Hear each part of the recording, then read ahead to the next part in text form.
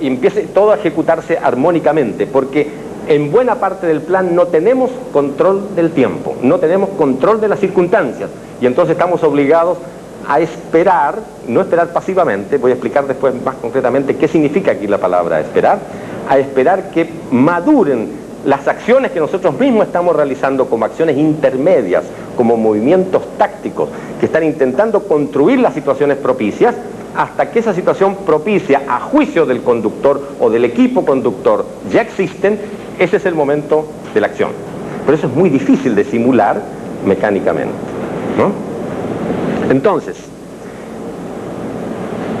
el plan es en parte saber actuar, en parte saber esperar.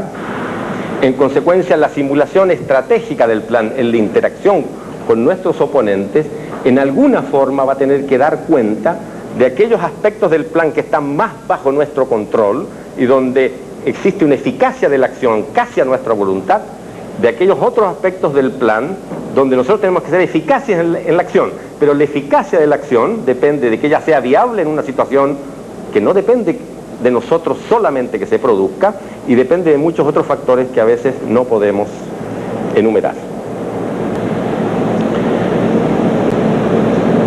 Explico con un poco más precisión los conceptos de opción y variante. Nosotros decimos, un conductor, un estratega, enfrenta una opción cuando está ante una disyuntiva sobre la cual él puede decidir. En consecuencia, en la opción yo puedo decir la relación recursos, producto, resultados es bien definida. Está todo bajo mi control. En cambio, un actor enfrenta una variante cuando está ante una disyuntiva que no depende de él y sobre la cual no puede decidir, sino simplemente puede calcular.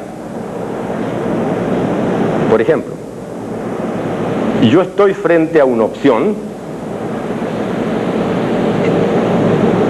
y puedo decidir venir a este seminario a las 2 de la tarde o venir a las 2:15 de la tarde o venir a las 2:20 o no venir. Son una opción. Pero el que viene no puede decidir si lo que aquí ocurre es de su satisfacción. Es una variante. ¿No es cierto? Eso depende de muchas otras cosas. Pero él puede tener un plan. Si no le gusta a mitad de camino, él se levanta y se va, ¿cierto? O sea, él puede tener una reacción, puede tener una posición frente a ciertos resultados de la variante. Bueno, la gobernabilidad del sistema para un actor dado es justamente la relación de peso entre las variantes y las opciones que enfrenta. Y nuestro plan tiene proyectos, o va a incluir proyectos, operaciones, acciones dentro de esta estructura modular de que hablábamos, que están dominados por opciones. Por ejemplo, se trata de vacunar 100.000 niños en una zona determinada, allá hay una estructura organizativa, yo le doy los recursos, ellos tienen los médicos, está todo dado, son una opción, ¿no? Y la epidemia está dada, que podría ser la variante, pero supongamos que ya está dada. Entonces ahí todo puede operar casi como si fuera un PERT, porque está todo estructurado y las variantes no cuentan. Pero en la inmensa mayoría de los problemas más trascendentes que el plan se plantea, o tienen la incertidumbre del desconocimiento de ser semiestructurados o inestructurados, y tienen además el problema de que son proyectos que dependen de variantes. Por ejemplo, yo me comprometo en un plan, asumo como compromiso, realizar una reforma de la Constitución o realizar una reforma agraria. Ahora, ya eso no plantea la misma complejidad que vacunar 100.000 niños, donde están todos los recursos ahí dados, ¿no? Yo tengo que primero, si no tengo mayoría en el Parlamento, tengo que tenerla, o sea, tengo que producir algunas acciones intermedias. Yo no controlo el tiempo, no puedo asegurar en cuánto tiempo voy a ser capaz de lograr esa mayoría en el Congreso. O si logro poder por otra vía, supongamos que es un enfrentamiento violento entre mis fuerzas y las del gobierno, tampoco puedo fijarle tiempo del éxito de la batalla para poder suprimir el Congreso y hacer la reforma agraria, ¿no es cierto? O sea, ya se trata en todos esos casos de proyectos que están dominados por variantes, donde la cronología de esos proyectos ya no puede ser determinada como en los anteriores, y donde la característica del líder y de la estrategia de conducción implica una cierta frialdad de juicio para saber esperar. Pero saber esperar actuando, esa es la diferencia, no sentado tomando café. Saber esperar actuando, o sea, emplear el tiempo de la espera en la producción de todas aquellas operaciones y acciones que van cambiando la situación para irla aproximando hacia la situación propicia. Cuando esa situación propicia es lograda, entonces la dominancia que tiene el tiempo de la espera frente al tiempo de la acción se invierte, y el tiempo de la espera tiene mucho menos jerarquía, y el saber actuar es el elemento dominante. Este juego entre acción y espera no existe en la planificación tradicional.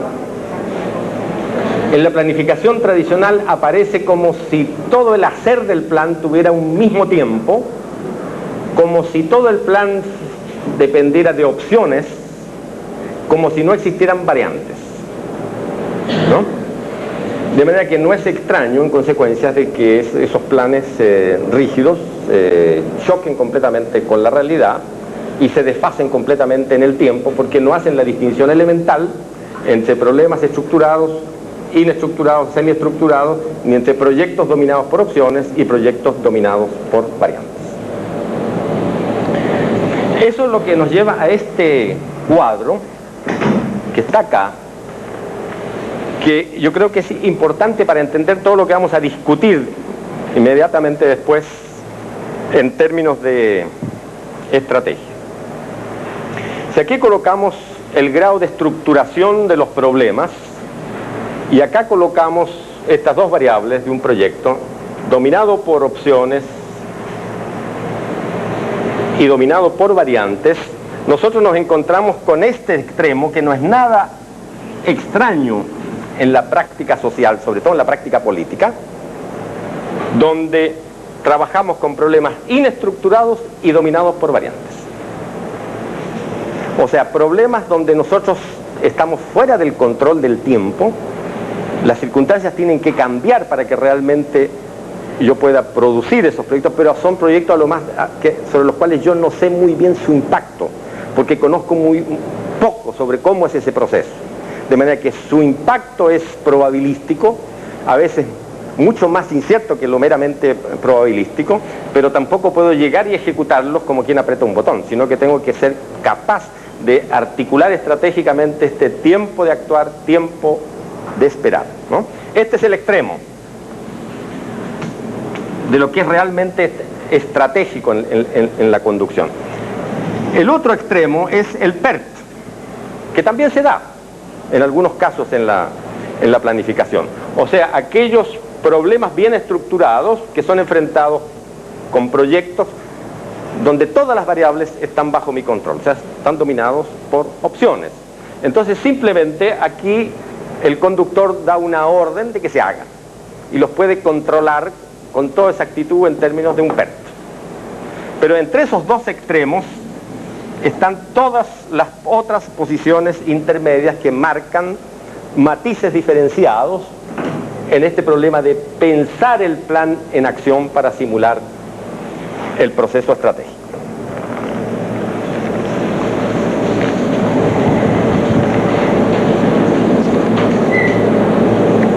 Bien,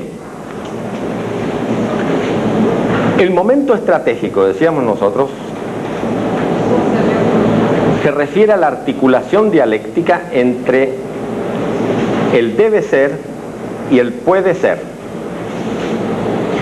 Pero como toda articulación dialéctica, las jerarquías de las relaciones entre ambas variables no tienen la misma fuerza. En la conducción estratégica, la relación que va del debe ser al puede ser es siempre mucho más fuerte que la relación que va del puede ser al debe ser. Puesto esto en castellano o en portugués, quiere decir que una estrategia activa, transformadora, no tiene su debe ser rígido, sus objetivos rígidos, pero lo último que cambia son sus objetivos. Primero busca todos los esfuerzos de construcción de viabilidad, y cuando llega a la conclusión de que eso es imposible por ahora, entonces revisa su diseño normativo. En cambio, una estrategia pasiva es aquella que tiene sus jerarquías exactamente inversas. Me pregunto qué es lo que es posible y acomodo el debe ser a lo que es posible. La ausencia de esta distinción entre la fuerza de las relaciones del debe ser al puede ser lleva a muchas personas a rechazar el concepto de estrategia. Yo conozco más de algún amigo de la misma tienda, del mismo gobierno, que estima que el concepto de estrategia pensado así es renunciar a los objetivos. El no distinguir la fuerza de las relaciones entre el debe ser y el puede ser los lleva a un normativismo ideologista que les impide concebir todo movimiento táctico. Y en consecuencia, al quedar incapacitados para pensar cualquier movimiento táctico al cual se le asigna el carácter de una desviación ideológica, evidentemente son incapaces de concebir una estrategia. Si con esa concepción gobernamos desde el gobierno con mayúscula o desde la oposición, desde el gobierno necesariamente llegamos a un callejón sin salida donde tenemos que salir del gobierno. Y desde la oposición, entonces quedamos siempre relegados a un 1% de la votación, ¿no? La ausencia de la capacidad estratégica ligada a la capacidad táctica es lo que congela a este tipo de liderazgo y de conducción en esos extremos. Le digo esto por haber vivido un proceso de un tipo y haber observado varios procesos del otro tipo, donde fuerzas progresistas que tienen un proyecto atractivo realmente son incapaces de hacerlo atractivo para la población porque no tienen ninguna flexibilidad táctica. Todo movimiento táctico es calificado de inmediato de una desviación ideológica. De manera que en la esencia de la estrategia está, por un lado, el saber actuar, por otro el saber esperar, y por el otro lado, el saber acomodar el debe ser al puede ser, pero siempre pensando que esta relación, si estamos en un proceso activo de cambio, pensando que la relación que va del debe ser al puede ser siempre es mucho más fuerte que la otra. Bien, pensadas así las cosas, esto nos lleva a un concepto de viabilidad muy particular, que es la idea de la construcción de viabilidad. La viabilidad no está dada en un sistema social donde se entrelazan procesos repetitivos y procesos creativos. La viabilidad la crean los actores sociales con sus estrategias, en la interacción, en el juego entre esos actores. El problema de la viabilidad entonces no es contestar a la pregunta, ¿es viable el plan hoy? Porque entonces la respuesta casi siempre sería negativa. La pregunta correcta en términos del momento estratégico es: ¿somos o no somos capaces de construirle viabilidad al plan? Eso reconoce de partida el concepto de construcción de viabilidad y reconoce al proceso social como un proceso creativo donde las oportunidades y los problemas no están dados, sino que se crean en las circunstancias. Lógicamente no se crean a voluntad de uno, con abstracción de las condiciones situacionales que están fuera de nuestro control. Entonces nuevamente vuelvo a este esquema, ¿no es cierto?, donde siempre está nuestra acción y al mismo tiempo está el curso de los acontecimientos que no controlamos. Con nuestra acción intermedia mientras no están las condiciones para el movimiento decisivo que es capaz de cambiar la situación, nuestra acción intermedia está como la mano izquierda del boxeador, ¿no es cierto? Está preparando la situación. O sea, el saber esperar es saber esperar actuando en términos de cambios en las condiciones actuales que se van aproximando a la situación propicia donde es posible hacer y realizar el movimiento decisivo. Esa sería una primera aproximación al concepto de construcción de viabilidad, ¿no? Después vamos a precisar con más rigor este concepto.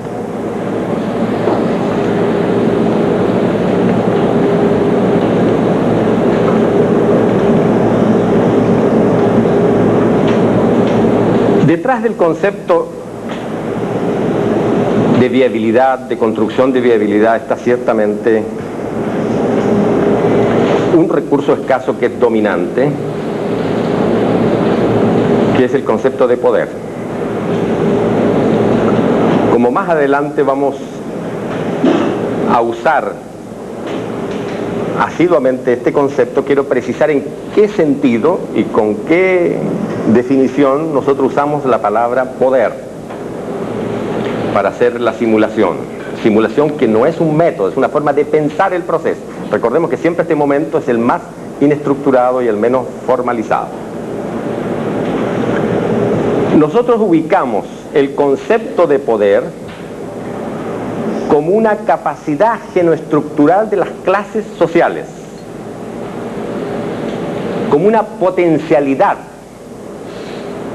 no como una materialidad concreta. Ese concepto de poder se concreta en el plano fenoestructural como fuerza o como peso de una fuerza social. Las clases sociales para actuar tienen que organizarse como fuerzas sociales y si no, no actúan. Al actuar como fuerzas sociales y producir hechos, acumulan fuerza, es decir, acumulan capacidad de producción de hechos. De manera que el concepto de fuerza para nosotros es una acumulación que está en el plano de las acumulaciones sociales o de las fenoestructuras, y lógicamente la fuerza de una fuerza no es independiente del espacio de posibilidades de acumulación de fuerza que le da el concepto de poder en términos de clases. Dentro de ese espacio es que tienen las posibilidades de acumular fuerza. El uso de la fuerza aplicada, produce una acción, produce un evento, produce un proyecto, produce una operación, que están todos en el plano de los flujos de producción social. De manera que podemos imaginarnos, para cuando hablemos más adelante del proceso de construcción de viabilidad, un sistema que opera de la siguiente manera. Dentro del espacio de libertad que permite el poder como concepto genoestructural, las distintas fuerzas sociales en la producción social acumulan fuerza. Acumular fuerza significa acumular capacidad de producir hechos, de producir proyectos, de producir operaciones. En la producción de estos hechos, de estas operaciones en el plano de los flujos, si estas son eficaces, puede haber un proceso de acumulación o desacumulación de fuerza. Este proceso de acumulación o desacumulación de fuerza es el que determina las relaciones de fuerzas en el plano de las fenoestructuras. Esas relaciones de fuerzas son las que sostienen las reglas genoestructurales del sistema, de manera que si en determinado momento estas fuerzas dominantes que están aprovechando el espacio de determinación de las genoestructuras pierden mucho en esta relación de fuerzas, ponen en peligro la mantención de las reglas genoestructurales. Y es posible, entonces, algún tipo de operación, algún tipo de evento, algún tipo de hecho, de fuerzas que antes fueron minoritarias, que ahora pueden ser capaces de producir hechos en el plano de los flujos, que al alterar las relaciones de fuerzas, puedan ser capaces de alterar las reglas genoestructurales, es decir, producir hechos que cambien las reglas básicas del sistema, producir en consecuencia una transformación social. Si las reglas cambiadas son dominadas o absorbidas por las antiguas reglas, nosotros decimos ese fue un proceso de reforma que cambia la determinación, pero el sistema no pierde su identidad.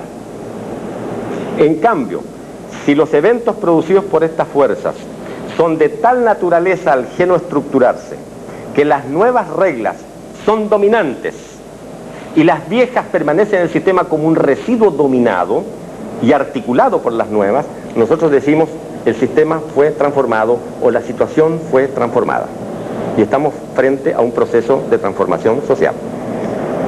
Este proceso de transformación social, al cambiar estas reglas genoestructurales, nos obliga a rebautizar el sistema para distinguir el distinto efecto de determinación que tienen estas reglas básicas o genoestructuras sobre el espacio de variedad del fenómeno. Bien, creo que tenemos los antecedentes ahora generales como para entrar al análisis propiamente tal, a la complejidad del análisis que plantea el momento estratégico. Y entonces preguntémonos, en primer lugar, si hablamos de viabilidad. La palabra viabilidad es de la esencia del momento estratégico. Pero la primera pregunta es ¿viabilidad de qué? Como primera respuesta, que ustedes van a ver que no es correcta, pero es una aproximación y tampoco es totalmente falsa, nosotros decimos es viabilidad de los proyectos de acción o de las operaciones de que los componen, de que se componen estos proyectos de acción. O sea, estamos pensando un tanto todavía normativamente en términos de nuestro programa direccional, donde hayamos seleccionado un conjunto de proyectos de acción que tienen que alterar la situación inicial y aproximarse, desatando una dinámica de cambio situacional, aproximarse hacia la situación objetivo. Pero en realidad, sí, basta con observar el quehacer político para darse cuenta de que ningún estratega político puede actuar directamente produciendo esos proyectos de acción y esas operaciones. Si ustedes son perspicaces, se habrán dado cuenta de que el criterio con que hemos seleccionado los proyectos de acción que van a enfrentar los problemas es estrictamente su eficacia direccional. Este proyecto tiene que atacar este nudo crítico, este otro proyecto o esta operación tiene que enfrentar este nudo crítico que causa un problema. Se fijan, tengo una relación un tanto rígida, mecánica, ¿no?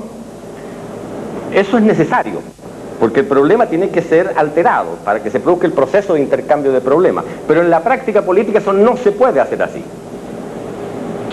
Casi nunca es posible directamente producir la operación que directamente altera el nudo crítico de un problema. Es necesario hacer un poco esto, ir realizando acciones, eventos que no están identificados todavía en nuestro plan por ningún lado y que nunca van a quedar previamente bien identificados, porque es imposible hacer una anticipación de los movimientos que podemos llamar más tácticos, algo que nosotros llamamos eficacia procesal de un evento versus la eficacia direccional. Voy a precisar un poco estos dos conceptos. Decimos que una operación o un proyecto tiene eficacia direccional, o si ustedes quieren, es eficaz, si su materialización es capaz de afectar el vector de definición de un problema concreto. Pero ahora viene la pregunta, ¿y esa operación es viable sin alguna operación previa que le abra camino? Y la respuesta será casi siempre no. Algo hay que hacer antes, en términos de movimientos tácticos, para que esa operación sea viable. Todo plan tiene una dosis de improvisación. No hay planificación sin improvisación, sin imaginación del momento, sin imaginación de la coyuntura. No hay planificación que es mera ejecución del diseño. El plan es al mismo tiempo, si quiere ser estratégico, diseño en la acción misma. Y es diseño en la acción misma por nuestra incapacidad de concebir este otro tipo de operaciones que, a falta de buen nombre, nosotros en planificación situacional la llamamos operaciones K versus los proyectos P. Nosotros trabajamos con dos tipos de proyectos. Los proyectos que empiezan con la letra P, que los hemos seleccionado por su eficacia direccional. sin los cuales no hay cambio de las cosas. O sea, esa es la parte de verdad de la pregunta, porque si no puedo construirle viabilidad a estos proyectos P, seré incapaz de cambiar la situación objetivo. La parte de falsedad de esta primera respuesta que estoy dando en este momento reside en que no existe relación directa entre la ejecución de esos proyectos P o la construcción de viabilidad de esos proyectos P sin algunos proyectos que hacen una intermediación creando las condiciones favorables. Y en el plano de esta multiplicidad de proyectos para crear las condiciones favorables existe la imposibilidad de concebirlas en el momento que estamos pensando el plan como tal, en términos de sus grandes lineamientos. Solo en el momento de la acción es que el plan se completa. Esta frase que acabo de decir, no porque la diga yo, es muy importante. Solo en el momento de la acción es que el plan se completa, no porque se realice la acción, sino porque se termina de concebir el pensamiento para la acción.